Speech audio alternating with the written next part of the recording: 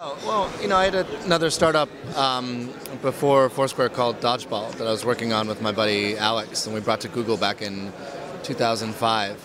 And, Foursquare is really a continuation of some of those ideas. I mean, it starts off with just having a general awareness of where your friends are and kind of grows up into being structured data on the places that they go to, the ability to share those places and those experiences with other people.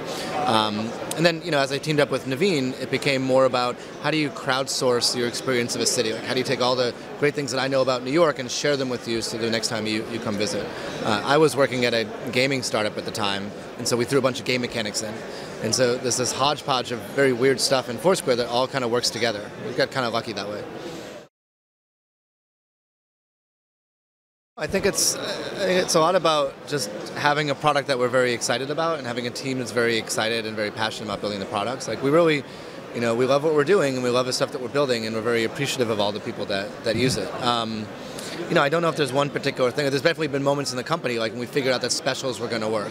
The very first time that we saw one of the tips pop up, like when we saw the game mechanics picking up, and we launched like internationally. Like, those are events that happen. We're like, okay, now we're onto something. But overall, I think it's just because we're really excited about what we're doing.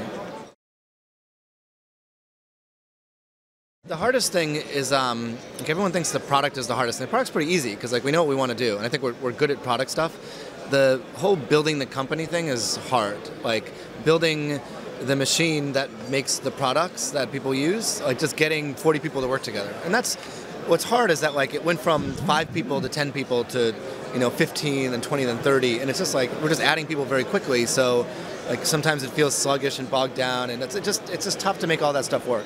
I think we're at a point now where we're getting better at it. People have their roles, people have their things carved out, people have teams, people are hiring folks, and it's starting to work and things are getting done quicker. So that's I think one of the things that we're most proud of.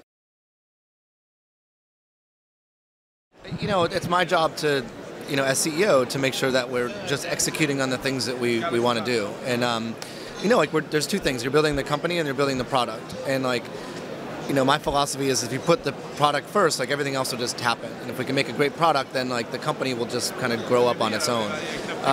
And so, a lot of what we're doing is, trying to make deals and partnerships and have conversations and design things that put the product in the best position to succeed. So everything else that doesn't focus on the product seems like it's just a distraction. When we think about the product, we think about the stuff that people in this room use. Local merchants are the ones that came to us hey, we're here too, we want to use Foursquare. And, they're the ones that come up with a specials platform. And we started it's oh, cool, we'll do something for the mayor. And well, we don't want to do mayors because there's only one mayor. We want to do, if you've checked in once or 5 times or, 5 times this month. It's okay, we'll build that. And now we're seeing that, they want more than that. They want to do things where, we see these places in the US where, if you can show a certain amount of status, then you get to order off a special menu that's only for Foursquare users. There's a special menu at the place, which is cool. But they're coming up with ideas that we never thought of. And it's our job just to capture those and try to build them for them. Well, it's funny because we see check-ins all over the world, and they're all the same. It's places where people go out and places that people want to meet up with their friends or brag about. So it's I'm either on vacation or I'm at a park or I'm at a bar, or it's out really late, or I'm at something fancy. You see a little bit of everything, and it doesn't matter what part of the world it is. It's it's pretty consistent that it's very diverse. A bunch of, this is in the US, there's services that are inspired by the stuff that we're doing, like game mechanics, crowdsourced city guides, check-ins, and, I'm not surprised to see these things pick up in other markets. I think we've been a little bit slow to internationalize the product, to do language translation and to do international badges, and all that stuff is, it's stuff that we think about, and it'll be coming relatively soon.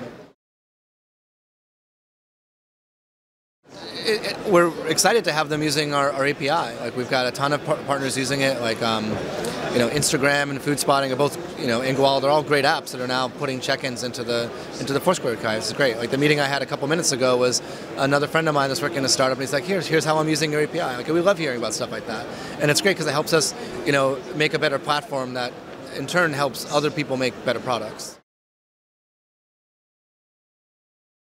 Well, I've been using. Well, okay, I'll show you what I got on my phone right now, right? So I've got I've been using Venmo a lot for payments. I got my Facebook app to check messages. I use, obviously, the Twitter app a lot. That's the secret Foursquare app you're not supposed to see. Oh, gosh. I use this Tumblr app. Instapaper I use all the time. Instagram's up on here. Square for payments. I got this game that helps you, you can go and match animals. You can play in the subway, which is pretty fun. So that's it. It's just, I try a bunch of them. I stick to the ones that are kind of tried and true, though.